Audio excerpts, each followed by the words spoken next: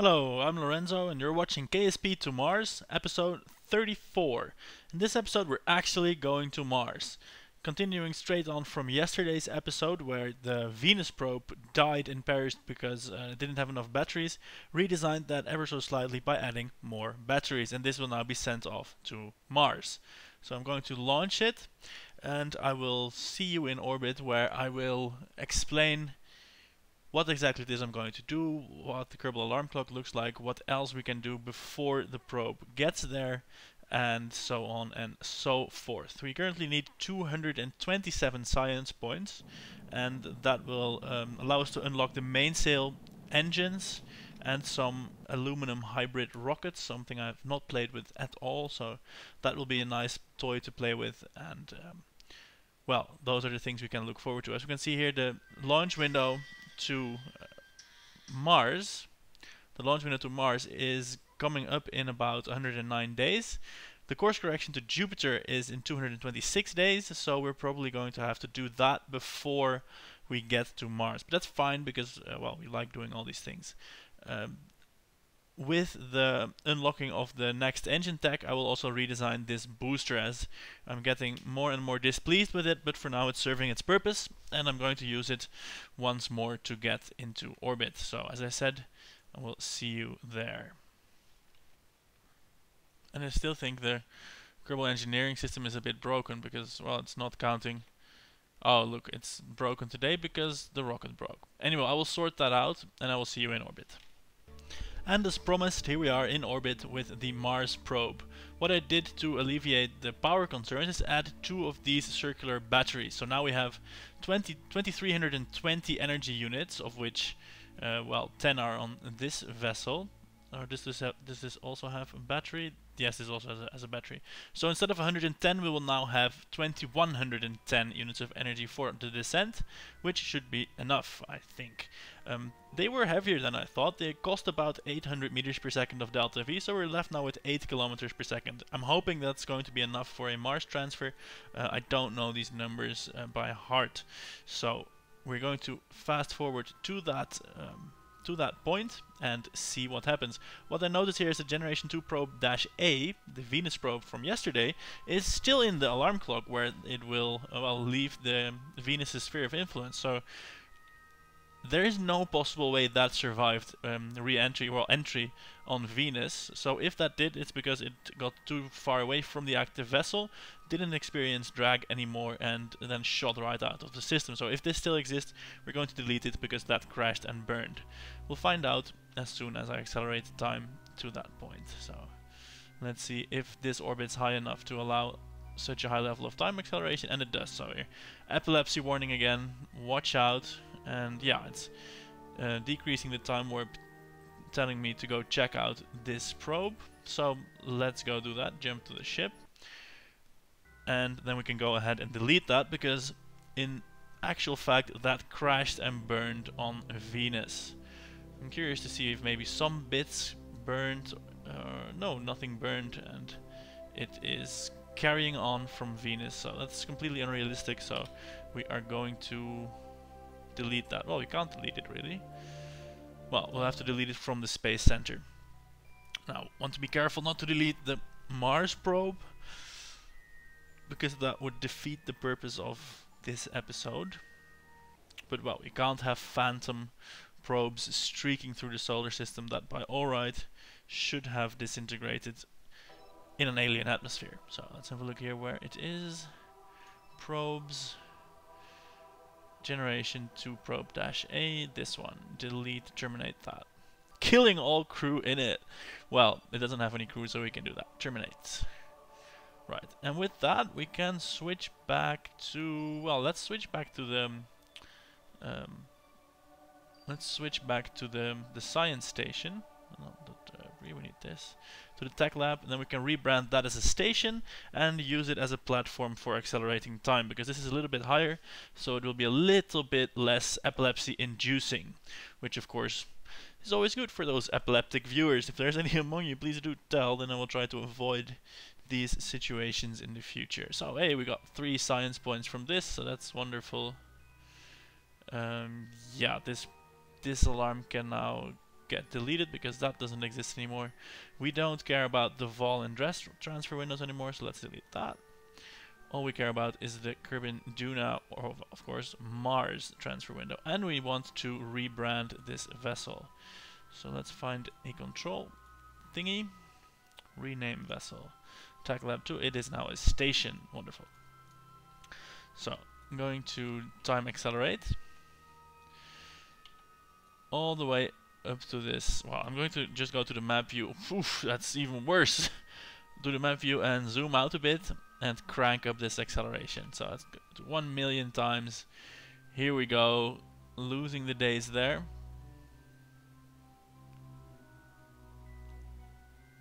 And we are now 10 days away from the transfer, and yes, the Scribble alarm clock is amazing! It stops the warp cold. Oh, wait, stop it, actually stop it. Well, it doesn't really matter, I always want to be a few hours early, because then, well, I'm in the middle of the window instead of at the tail end of it. We have 117 days to go till the Jupiter course correction, and what is this? Nearing the maneuver node for the access. Oh, that's the Jupiter probe as well, so... yeah, close this, and this can be deleted because that's the same as this one. And this is the arrival to Jupiter. Great, good stuff. So let's switch to the Mars probe. That's this one, and set up an encounter. I'm going to do that, and I will show you the encounter when it is done. And there we are with that maneuver node all set up. The engineer tells us we have 8 kilometers per second left. This burn takes 3.4, so we're in good shape, but this is not the end of the story. If we take a look here, we also require a ascending node, well, a descending node burn, because the plane difference is just under 2 degrees, and well, I had bad experiences with the Jupiter burn to do that from Kerbin, so instead I'm going to do it here.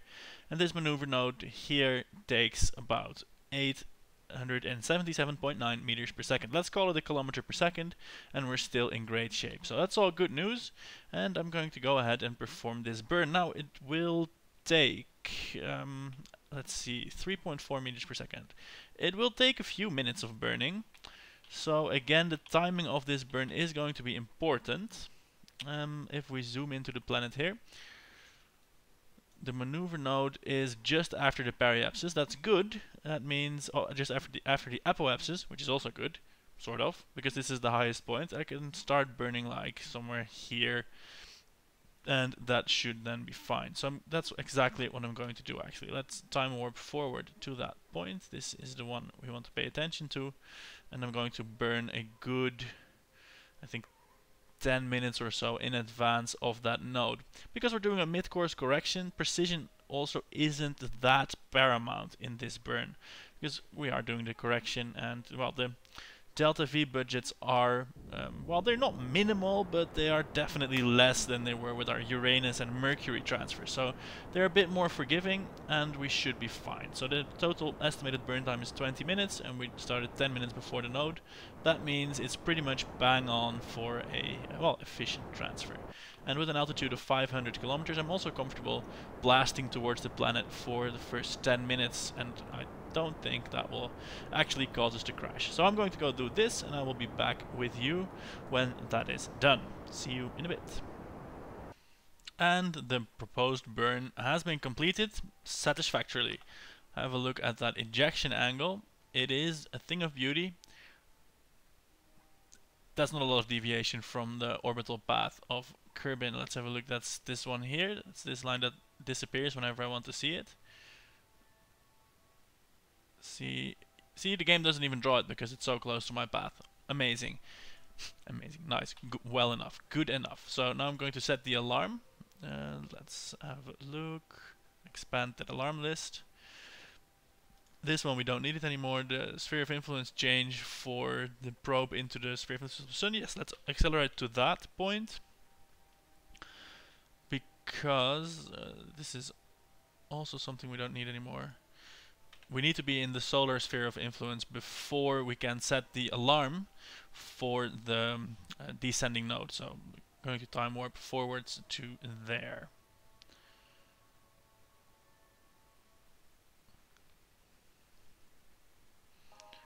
Right, delete this, and now we are properly in the solar sphere of influence. Great. So, moving on to the map view, moving on to the map view, moving on to the map view, and we set Duna as the target, and we set the ascending node alarm. Ascending node, ascending Mars probe, course correction. Wonderful, and we will put that 5 hours in advance.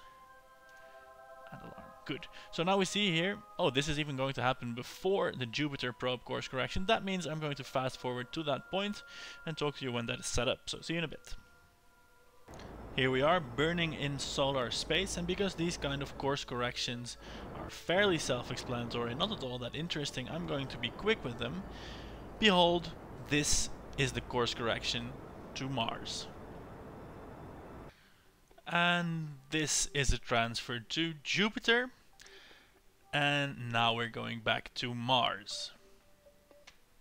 Boom!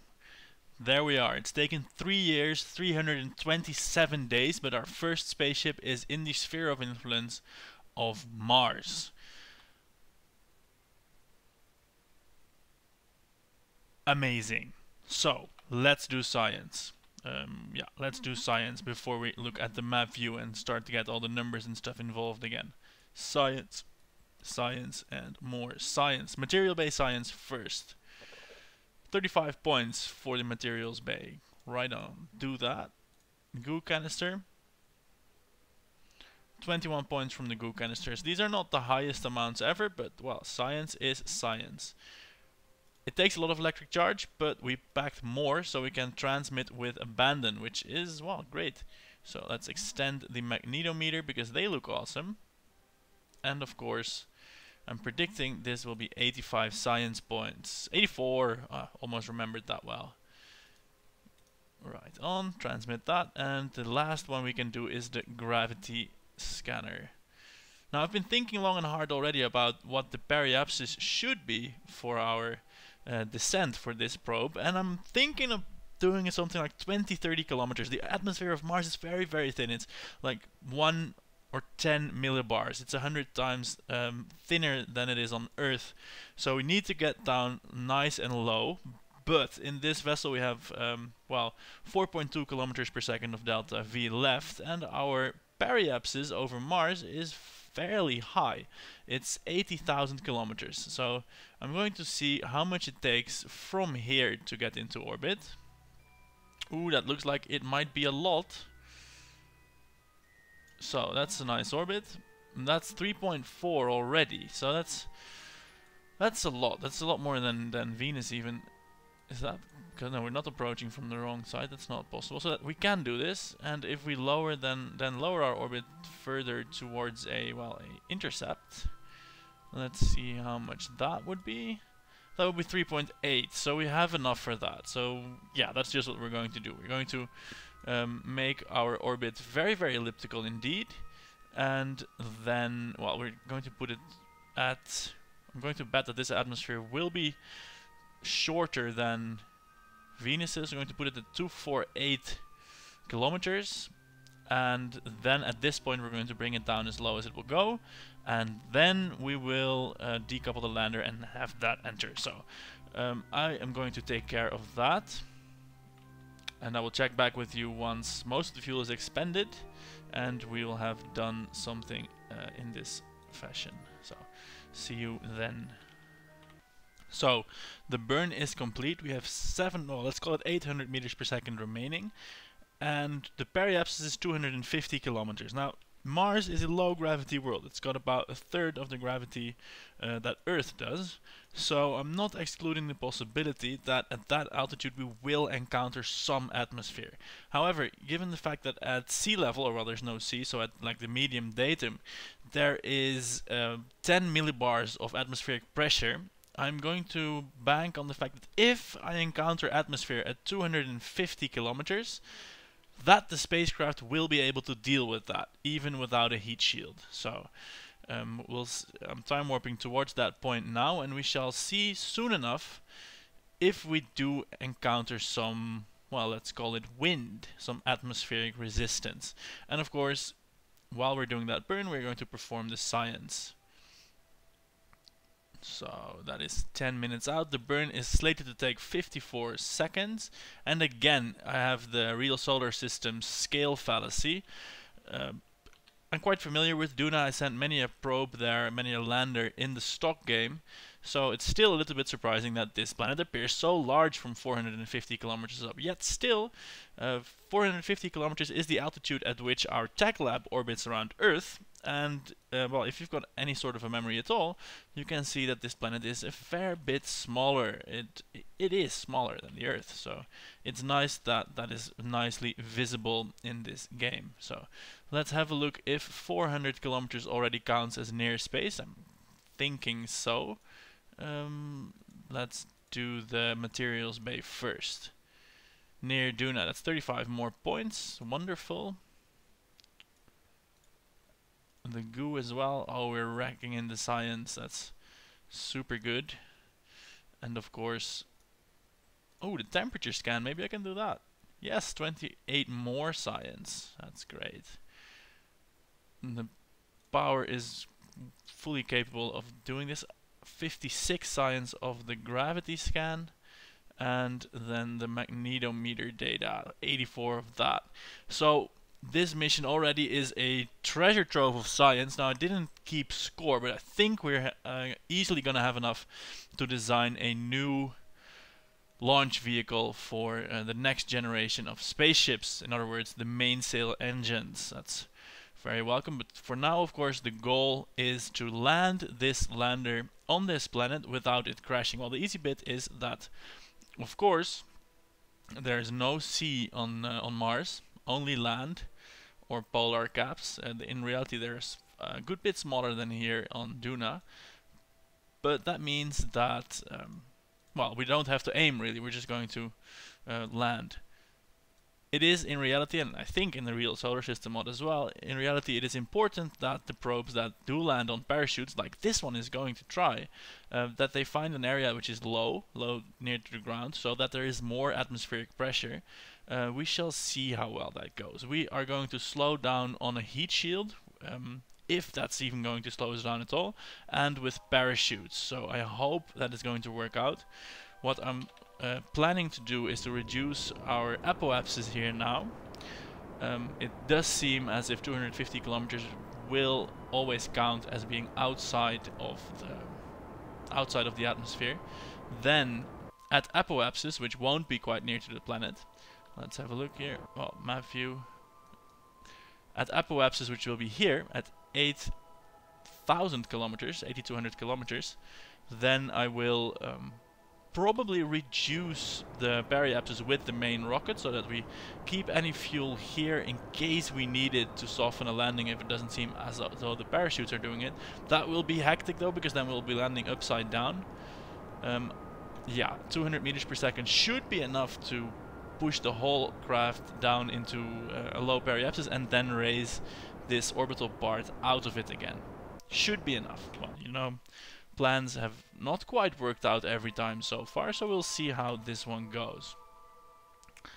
So, we don't need the maneuver node anymore. Let's time warp to that apoapsis and make a node there that will do that periapsis lowering that I was describing. This is a periapsis of 6 meters. That is a bit ambitious, I think. 56 is too high. I'm going to go for periapsis of 24 kilometers more or less. That's 32 meters per second. So that is something that this craft can easily accomplish. And then, of course, the challenge, the question is, will we re-enter? Will we even re-enter in one go? If not, then we have to do multiple passes, which of course isn't a problem in and of itself, and the lander carries a small rocket engine, so if it doesn't work at all, then we have the fuel to independently lower the periapsis of this thing while it's reaching its apoapsis, which is space again. So I think we're well covered to go ahead and attempt this. So to give that lander the maximum amount of delta V possible, I'm now going to reduce the periapsis with the main rocket. So there we go. What is that? Has that periapsis become 18 kilometers? Let's just go with that. I think that's a good and gutsy approach. So remove this maneuver node, and now of course we have to separate this spacecraft because this one is meant to stay in orbit. It's not really going to serve a function, but hey, you know, why throw it away? Decouple that, and of course, when this one is safely landed, if this one gets to land safely, then we can use this one as an impactor, because I don't think it's going to burn up on re-entry. At least something should survive.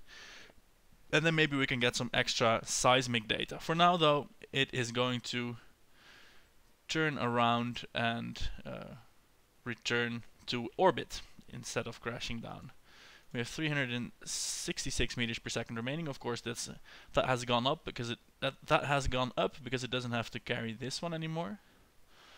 Now I'm going to burn a little bit like so to get some separation, so that our nuclear exhaust, which is going to flare out now, isn't going to roast our lander probe. Look at that.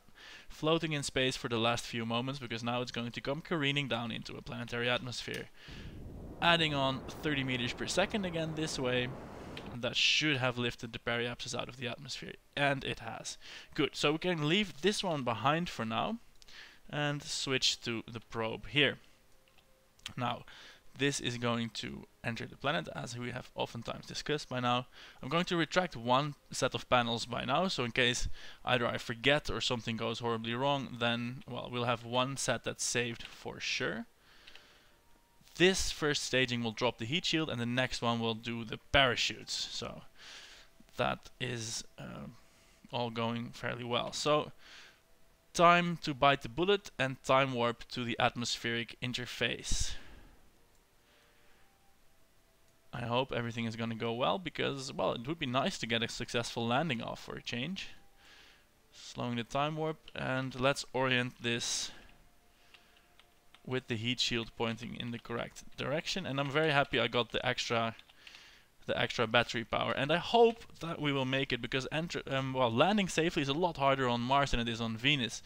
The problem on Venus was, well, temperature and time, and in the game temperature isn't even that much of a problem, not even a problem at all, I dare say. We just ran out of power. The problem here is going to be that the atmosphere is so thin that we're not going to cut a lot of this 4 kilometers per second with the heat shield. A lot of that is going to have to come from the parachutes. I packed 2, and now I'm feeling, because I'm getting anxious, that it might have been better to pack like 600. Because if the parachutes can't scrub enough speed while we're descending, then we're just going to crash, and that's not a nice thing to do. Here we are in the atmosphere at 150 kilometers, so that is actually higher than Earth's because of the low gravity, I presume. But it is going to be immeasurably thin at this altitude. Look, we get 0.002 kilonewtons of drag on the heat shield. Still, it's a beginning. We're going to pull up the surface tab here, and that will, no, we need the orbital tab. That will have our periapsis, and this here will have our height above the terrain. So if this starts to go sub-zero, then we're entering for sure. Otherwise, we might make it out. Let's see if we can't do a gravity scan from here. No, this still counts as space, and of course the gravity scan doesn't work from the atmosphere. What we want to do from the atmosphere is the temperature reading. That's the ones that are that we're capable to do in atmosphere. So let me find the thermometer, and don't tell me I didn't include one. Ah, there it is. Well, we're going to have to wait a little bit. I don't know why the frame rate is tanking so hard, but we're going to have to wait a little bit until, well, the game recognizes we're in atmosphere, even though it's applying drag already. A proud 0.04 kilonewtons of drag. So that's a few newtons already. It's like more than an actual real-life ion engine, but it's still not quite a lot. I'm going to hit some physical time acceleration and see where we're going to end up. At least the orbital speed, ooh, that was a weird effect. At least the orbital speed is not so high, so I'm not at all worried about heating, really. Ooh, that's nice. A Martian sunset or something. 70 kilometers now. If this was Earth, then now we would start to encounter some serious deceleration. And ooh, the periapsis is tanking, so we are probably going in for sure. Let's see. We have 200 meters per second of delta V on the rocket, so we can do that. Yeah, we're getting some re-entry effects now, so this would probably be an opportune time to take a look at the temperature, at the thermometer, to get a reading and radio some science home. Still counts as space. I don't know how the science experiments determine whether something is space or not. Ah, good, I'm happy. We're getting some actual deceleration now, about a G, and if this will turn out to be enough before we get close to the ground, then then we can do a successful landing. So turns out even spare millibars are enough to slow down a vessel if it's coming in at enough kilometers per second. Ooh, everything is turning red because of that heat and the sunset. It's really good. From Juno's upper atmosphere. Now, I wonder if I extend the antenna, if that is going to influence this at all. So I'm going to store the data just to be sure. Then I'll transmit it once we're not in the shock heating phase, and hopefully that can happen quickly enough so that I can then also take a reading of the low atmosphere before landing. I'm not going to risk deploying the antenna now and losing it. I'm very optimistic about this landing. We're scrubbing the speed, we're not falling too fast, we're at 30 kilometers altitude now, decelerating at a very manageable, well, will the thing tell us? A very manageable 2.3 Gs, and well, our apoapsis is now 60 kilometers. That has become a meaningless number. That is good. Going to adjust the attitude of the capsule, well, the capsule of the probe, to properly point the heat shield into the blaze, and I'm going to pull up this one to make it tell me my current altitude. Oh, that is going to be close. It's 21 kilometers over the surface, and we're still moving at, well, 2.7 kilometers per second. Really, we are looking good, I dare say. So, should I be optimistic? No, I'm not going to be quite optimistic yet. I'm going to just assume that the materials bay will have the highest value from the ground, so I'm not even going to try and sample the atmosphere with that. The G's are now decreasing, so our peak G will be 2.69. The shield is ablating. Apparently we do get some heating in this way. Oh, it looks as though we might be successful on this attempt. On the other hand, we're at 13 kilometers, still moving at 2 kilometers per second relative to the surface. It's still quite possible that we're going to slam into it. The terminal velocity, from what I gathered from the Curiosity landing about a year ago when that happened, they said it was about 1,000 miles an hour after the aero braking pass. That's quite fast still, but this is still faster, so we should be able to do some deceleration. And I might just go ahead and deploy the parachutes. Let's see, let's deploy the parachutes now. They are now deployed, I think. Or the pressure is not high enough yet to actually unfurl them. Can I reduce that minimum pressure? No, that's already at the minimum. So we are there are the parachutes. That's wonderful. We're at 4.5 kilometers altitude now. This is getting exciting, because now the question is pure and simple: will the we can transmit the data now because that is safe. We can jettison the heat shield, and we got data on the upper atmosphere. I don't know, on the Venus probe, this heat shield jettison also didn't work out. Oh dear lord! Oh, whoa! That heat shield shot away when the parachute's fully deployed, as it should, and I managed to switch back to the craft, and everything appears to be going well. And now I want to sample the flying at Duna transmit value. We're going to touch down at... Ooh, what? We touched down at 20 meters per second? No. No, no, no, no, no, no. It went so well and then it didn't. We needed some more parachutes or maybe landing legs. And the horrible bit is the The probe core survived. It's out of electricity. It has a solar panel. Can't deploy it. The battery survived. It's not attached to the probe core anymore. The science thing survived. It's not attached to the probe core anymore. So, none of this is going to be able. We got temperature scans from the lower atmosphere and the upper atmosphere, and that's it. No more science. So, well, should have brought more parachutes really, or a rocket to help in the descent. This rocket tank is full as well. No, that was not used. So yeah. Next probe. This would have been a great probe for Venus with the batteries and a few parachutes. Next probe here will carry many parachutes, a lander engine, and landing legs. I think landing legs could have saved this. Yeah, so we did get a lot of science, but not all of it. Not all of it. What I can do, what I'm going to do, is switch back to this orbiter and see if I can use the 360 meters per second to set up an encounter with Phobos. Or maybe it's Deimos. Anyway, it's represented by Gilly here in the game, and the plane is way off. But we can set up a maneuver node and see if that works. And if it does, then we can get more science that way. Oof, this feels like a most expensive move.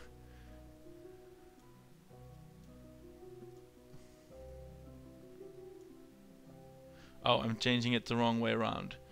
That is of course not good. Then we would end up in the same orbit but going in the opposite direction.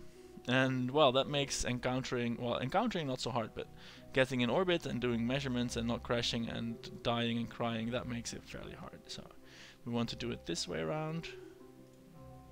There's no way this is going to be a burn that is less than a kilometer per second. No way. So the maneuver nodes get a little bit strange as well when you're, well, basically turning around. So how much is this? 4.7 kilometers per second. Yeah, no, that's not going to happen. We have 311. So I'm going to quick save the game and go back to the space center. Well, have a peek at the Kerbal alarm clock. We don't need the alarm for that maneuver node because we don't need that maneuver node. That can go away. The next event we have is the Jupiter probe arriving in just under a year, and the Uranus probe in 10 years. So before that happens, we are going to do some other missions probably, and I do hope we have the 550 science required for the main sails, because that means that for next episode I can design a nice new big heavy lifter, and I've been wanting to do that for some time now. And we have way more than the 550, we have 819, so I'm going to go ahead and immediately plop down this one, ka-jang, and well, I have no idea what that even is, but we can, well, check that out when we get more science. And I now have 269 available. I could get this for 90 points. This is just got nothing that I want. I could get this, a press mat barometer, and the ladders. Well, the barometer is, I suppose, nice. Will get us a few extra points, but we're going to Mars, so we should probably invest in atmospheric measuring stuff. Damn it! I'm so, well, not pissed off, but I wanted that probe to work, and it almost did. Yeah, I'm going to get this just for completion's sake, and maybe it unlocks something funky in this area. So let's research the probe stuff. Hey, what do we have here? Field science, a command seat, a rove mate, and some wheels. Well, that could be useful, but not quite yet. Next thing on my wish list is still this nuclear stuff. I think I'm gonna need this unmanned tech in the middle on this metamaterial stuff, which is larger heat shields, which is very welcome because then I can re-enter or enter larger payloads. And a solar sail, which is probably incredible, so I need to experiment with that. And it has docking ports, more structural parts and stuff. So this is something I want, 550 science. And metalworks, more docking ports, girders. Also a heat shield. Maybe I want this first. There's more stuff to build things out of. That's always good. I'm gonna get these two, because in this area I have, well, I have all I can play with for now. This microwave transceiver is looking very interesting as well, but I need more power generation ability, which I think is hiding here behind that nuclear symbol. So I'm going to work on this end of the tech tree first. Anyway, all that in tomorrow's episode. Thanks for watching today. I'm Lorenzo, as I was in the beginning. Click subscribe, like, comment, share with your friends, anything to spread the word of this amazing space program. And for now, just thank you for watching, and I'll see you tomorrow. Goodbye.